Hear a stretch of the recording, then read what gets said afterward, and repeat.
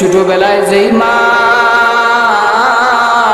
ঈদের জামাতে আসার সময় তোমাকে পায়েস খাওয়ায় দিত, সেমাই খাওয়ায় দিত, বাবাজি তোমাকে ফিন্নি খাওয়ায় দিত, ওই মা কার জানি অন্ধকার কবরে অতিমের মতো শায়িত আছে।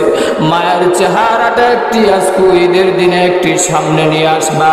যেই বাবার আঙ্গুল ধরে ধরে ঈদগাহে আসতা, ওই বাবা কার জানি অন্ধকার কবরে এতিমের মতো শুয়ে আছে। একবারের যুবক ভাইয়েরা, মা বাবার চেহারা সামনে নিয়ে আসো আর কাঁদতে থাকো মাওলার দরবারে। ও আল্লাহ, আমি তো আমার সন্তান নিয়ে, আত্মীয় স্বজন নিয়ে ঈদ করতেছি, না জানি মা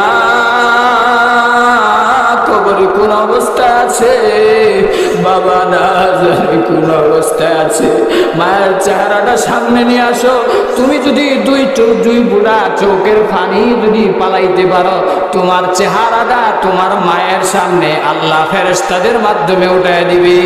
ডাক দিয়া বলবে, রে মা বাবা, তোমার মা, তোমার বাবা, তোমার সন্তান তোমার জন্য ঈদগাহে দুই ফোঁটা চোখের পানি ফালায় কাঁদতেছে। এই পানির কারণে, চোখের পানির দামের কারণে আমি আল্লাহ তোর কবরের আযাব চিরতরে মাফ করে জান্নাতুল ফেরদাউসের বাগান বানায় দিলাম। সুবহানাল্লাহ। গভীর মনোযোগ আমার।